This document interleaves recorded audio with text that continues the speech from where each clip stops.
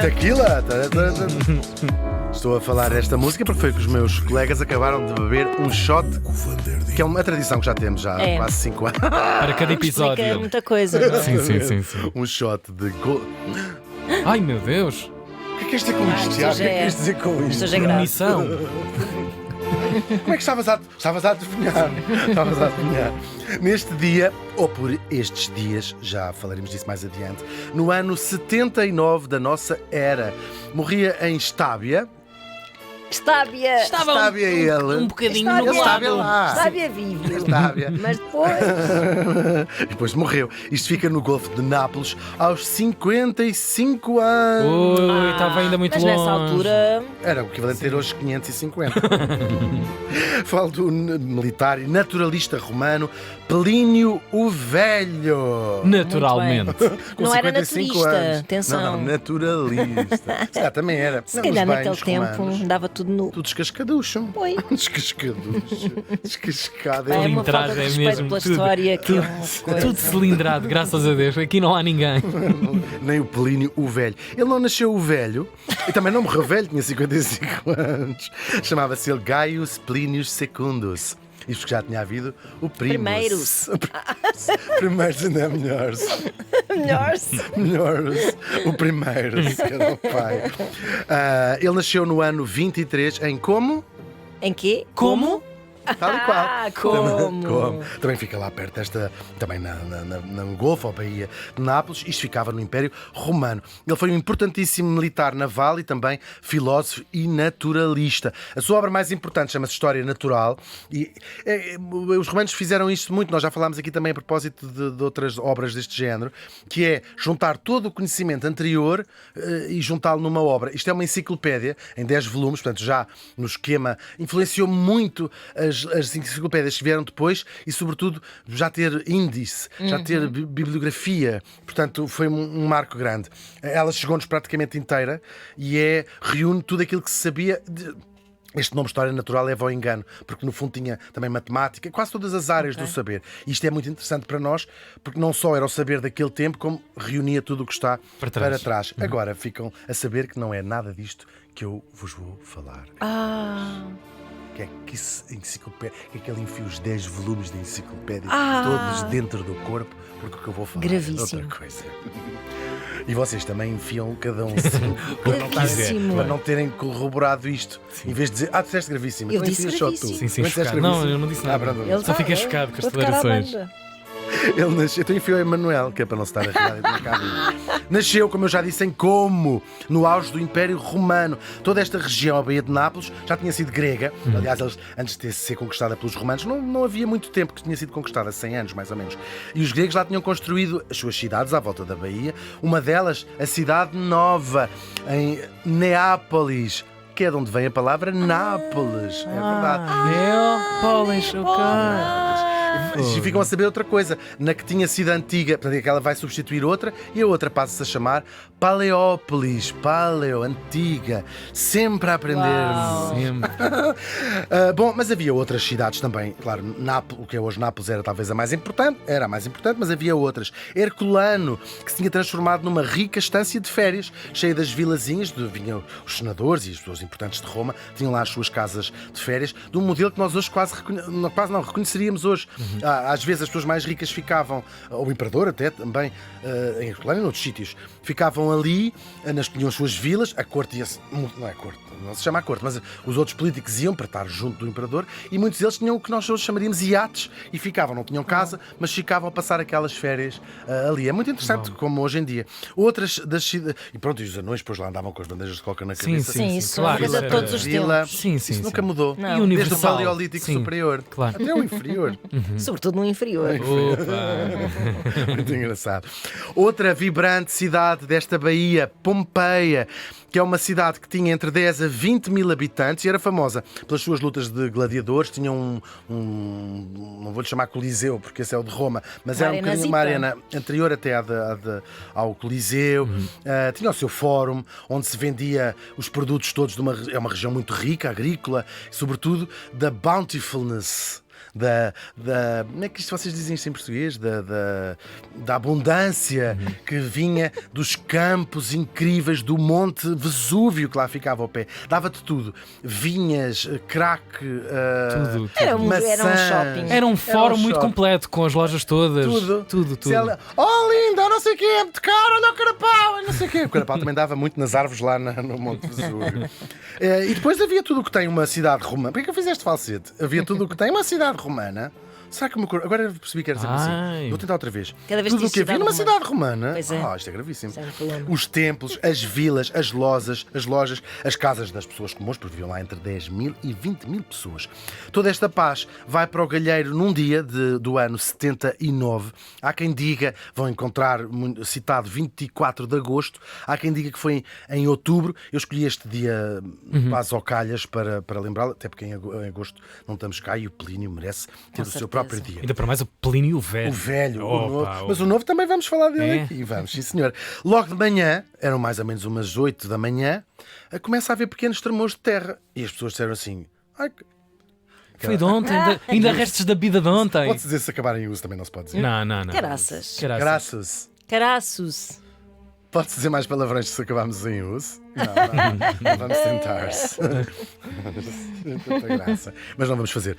Claro, eles não ligaram grande coisa aos habitantes. Não eram abalos muito fortes. Assim, Isto deve ser gases. Isto é gás. Quer dizer, mete um bocadinho de pânico, não é? De respeito. Claro. Mas, ainda para mais. Porque as pessoas mais velhas lembravam-se, há 17 anos atrás, há 17 anos, ou 17 anos atrás. Eu recebo muitas mensagens lá.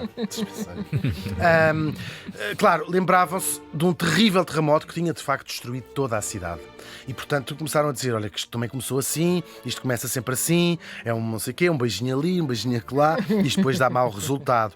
E pronto, o dia lá foi seguindo, até que por volta do meio-dia a coisa muda de figura mesmo. Do topo do Vesúvio, que nós hoje sabemos naturalmente que era um vulcão e aquelas pessoas não tinham ideia, era uma montanha, começa a sair uma coluna de fumo muito negro que se começa a espalhar numa nuvem que escureceu o céu. Que horror. E portanto fica de noite, a meio do dia, não é? Ou começa a ficar muito de noite. E começa a chover cinza e pedra pómez, que é uma pedra... São coisas leves, claro. Algumas pessoas começam a ficar verdadeiramente assustadas e em pânico, claro. E algumas, poucas, começam a sair da cidade.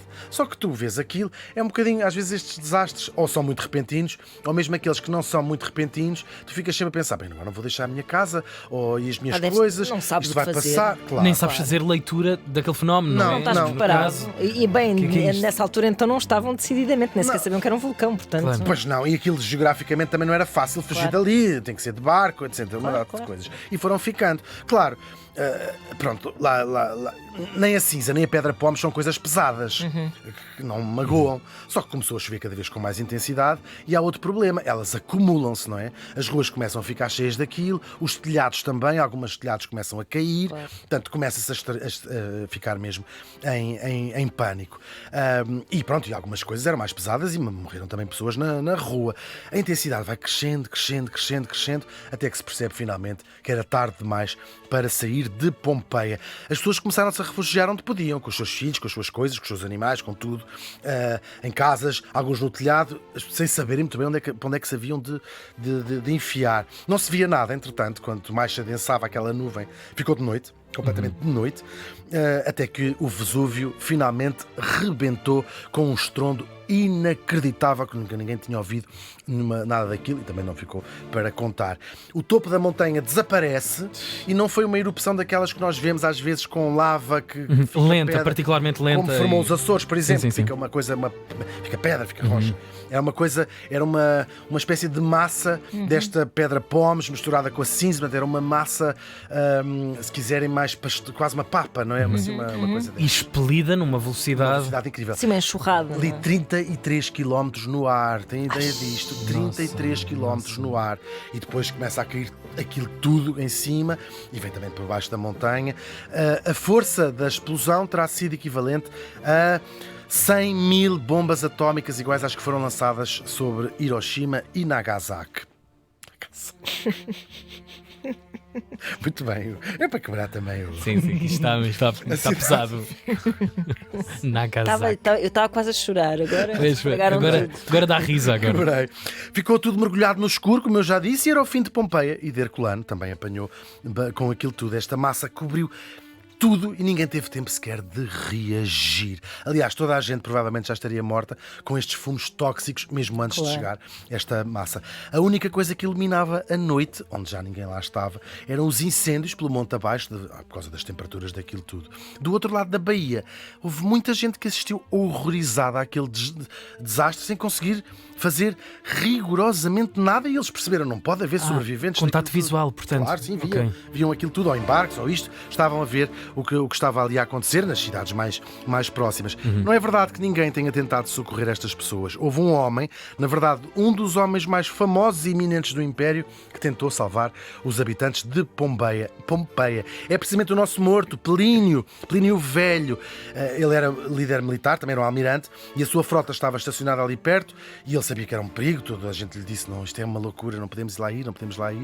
Mas ele foi, quis mesmo ir, aproximaram-se, e o Plínio, ele disse, há uma frase muito famosa, a sorte protege os audazes, terá ele respondido, a frase já existia, mas disse ele, sorte protege os audazes, vamos lá, temos que salvar estas pessoas. Foram apanhados, a sorte desta vez não protegeu os audazes, foram apanhados por uma nuvem de fumo tóxico, com coisas aqui, eles levavam almofadas na cabeça para se proteger das pedras, e ele não resistiu. Os marinheiros que iam com ele, quem se salvou, disse isto foi dos fumos, mas há quem diga também que ele estava em condições físicas não brilhantes, estava doente, e pode ter sido um ataque cardíaco naquela comoção toda. A verdade é que ele morreu. E o relato da morte foi feita por um sobrinho que assistiu a tudo, estava em casa, assistiu também de longe.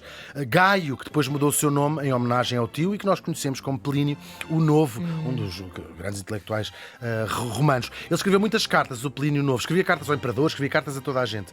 E é a única que nos chega, o único relato de uma testemunha ocular de tudo o que aconteceu. Portanto, tudo o que ouviram falar de Pompeia é escrito pelas cartas de Plínio o Novo. Uau. Sim, é muito interessante. Sim, é incrível. Ele escreveu com uma tristeza enorme de ter perdido o seu tio e uma figura que ele adorava. Aliás, tio e pai adotivo, nessa realidade romana. Depois, nos meses seguintes, claro, chegaram pessoas para saquear as ruínas do que tinha ficado à superfície, não é? Uma coisa melhorzinha. Olha como elas pintavam. Assim, uma caixinha de sombras e depois essas coisas todas. E com o tempo, claro, aquilo tinha ficado uma montanha de escombros, começou a ser usada como pedreira, para iam-se lá buscar entulho para construir noutros sítios, até que ficou ao nível do solo e as pessoas esqueceram-se.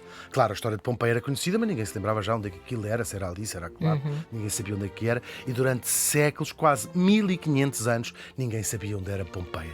Até que vai ser descoberta no século XVI, primeiro, para se construir um palácio para o rei de Nápoles em Herculano, e encontraram Herculano e perceberam, isto é uma cidade. Só que em Herculano, ao contrário de em Pompeia, a terra ficou rocha mesmo, aquela erupção ficou rocha, e portanto perceberam que estava ali qualquer coisa, mas não mais do que isso. E depois iam abrir, uns anos mais tarde, um canal de rega, e começam a descobrir paredes, a descobrir aquilo tudo, e descobre-se assim as estruturas daquilo que foi a cidade de Pompeia. Vai ser no século XVIII que a cidade é finalmente destapada e é a maior descoberta arqueológica do seu tempo, e eu ouso dizer de todos os tempos. É uma cidade inteira no estado em que estava há 17 séculos, desde essa altura que foi encontrada. Ou seja, a massa vulcânica protegeu tudo. Impermeabilizou tudo o tempo. Tudo. Claro. As paredes estão pintadas, os frescos estão lá com as cores autênticas, as ruas, tudo. É uma cidade que está uma cápsula no tempo. Uau. Está a preservar alimentos. Há uma padaria onde estão carbonizados pão que os romanos comiam, os vegetais que os romanos comiam, as pessoas que os romanos comiam, também estão preservadas. E, entretanto, tudo como, ainda por cima, tudo como estava naquele dia em particular, aquela congelado no tempo, ou não congelado, fumado no tempo.